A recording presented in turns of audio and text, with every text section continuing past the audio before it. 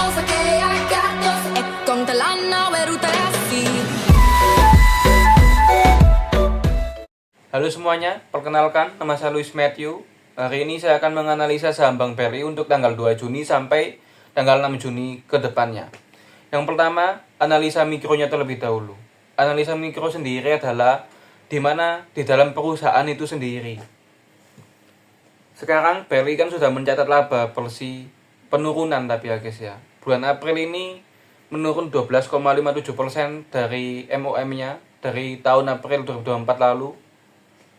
Dan secara tahunan, bulan 1 sampai bulan 4 mencatatkan penurunan 2,53%. Ini ya lumayan negatif ya kalau kondisi mikronya BRI sekarang ini. Karena banyak tantangan juga ya guys ya. Tapi untuk makroekonominya mendukung guys. Dimana Bank Indonesia memotong suku bunga menjadi 5,5% ya guys ya. Turun 25 basis poin. Itu dimana mendukung pertumbuhan ekonominya BRI sendiri dari tantangan-tantangan yang ada gitu. Jadi ke investor lebih tertarik masuk ke saham-saham perbankan karena acuan suku bunganya turun begitu. Dan untuk makroekonomi yang berikutnya lagi ada sentimen positif dari perang dagang Amerika dan Cina yang dimana kemarin habis itu ya kita tahu sendiri ribut-ribut habis ini krisis gara-gara ada perang dagang kemarin ya kan, tarif dagang itu yang sampai ratusan persen ya teman-teman ya. Tapi untungnya Amerika dan Cina kemarin baru saja mengumumkan mereka damai ya guys ya, menjadi 30%-an untuk tarif dagangnya. Dan itu berita positif buat kita, investor asing maupun investor lokal. Jadi investor asing lebih berani memasukkan dananya ke IHSG, Indeks Saham Gabungan Indonesia ya guys ya. Jadi saham-saham perbankan, saham-saham lainnya bisa naik semua karena dana asing masuk ke saham-saham Indonesia begitu. Itu untuk makronya dan mikronya. Sekarang ke analisa teknikalnya. Sebelum ke analisa teknikal ada lagi. Data inflasi Amerika turun menjadi 2,3%. Dan itu sangat baik sekali buat kita, buat investor asing juga lebih berani masuk ke saham Indonesia. Jadi waktunya investor asing itu akumulasi saham bank-bank di Indonesia dan saham-saham lainnya gitu. Oke, untuk analisa teknikalnya sendiri ya teman-teman ya. Di sini untuk tanggal 2 sampai 5 Juni ya teman-teman ya. Support terdekatnya ya teman-teman di angka 4180 sampai 4000-an. Dan kalau ada sentimen negatif gitu itu bisa ke area sini 3800-an ya. Kalau ada sentimen negatif itu jaga-jaga aja. Nanti bakal kembali lagi naik ke angka 4660-an sampai 4500-an. Kembali lagi turun di area sini 4160 sampai 4000-an. Membentuk triple bottom ya. Triple bottom dan akan kembali naik. Setelah membentuk triple bottom dia akan naik ke area sini, resisten berikutnya di angka 4900 sampai dengan 5150 dan dia akan menurun kembali ke area sini ya teman-teman. Garis sini itu akan support kembali turun di sini 4600-an sampai 4700-an dan dia akan kembali naik lagi menguji di angka 5500 sampai 5800-an. Kalau bisa ada sentimen positif lagi, inflasi Amerika tetap turun dan masih banyak sentimen positif lainnya seperti laba BRI naik ya kan, itu bisa all time high kembali kayak tahun lalu Maret 2024 gitu, bisa ke angka 7000 ya teman-teman kalau saya kira ya.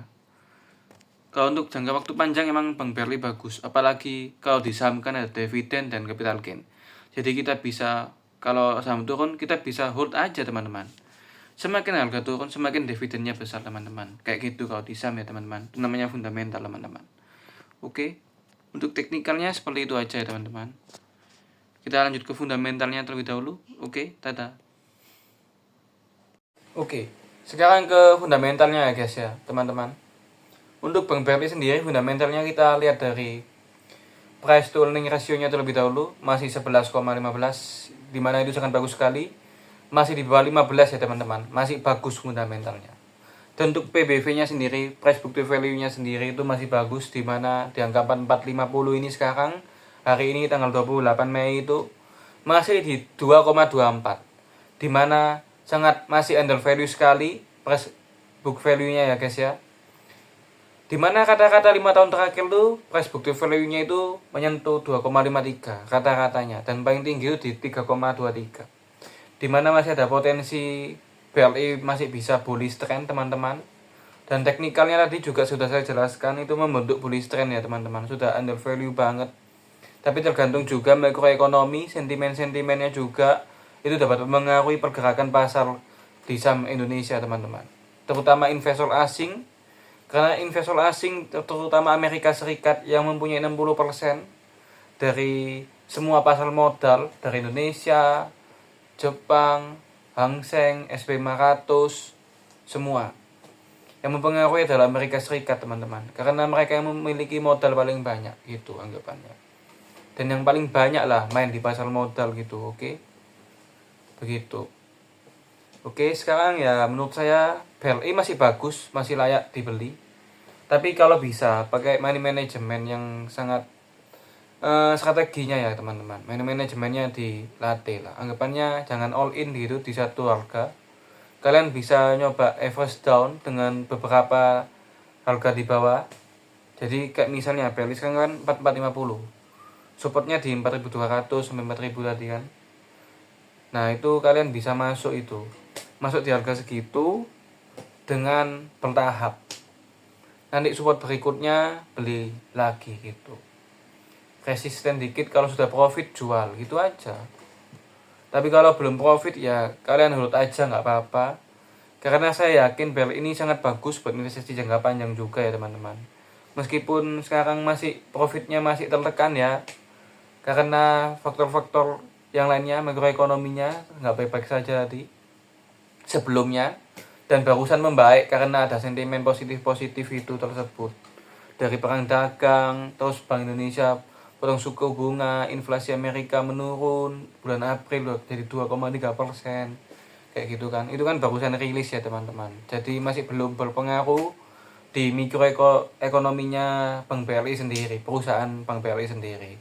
Nanti bulan Mei semoga Bank BRI bisa mencetak laba yang lebih tinggi lagi teman-teman, semoga aja teman-teman, dan bisa asing penambah muatan lagi. Karena di minggu kemarin ini investor asing masuk ke Bank BRI terus loh teman-teman, keluar pun itu nggak sampai 100 miliaran per harinya.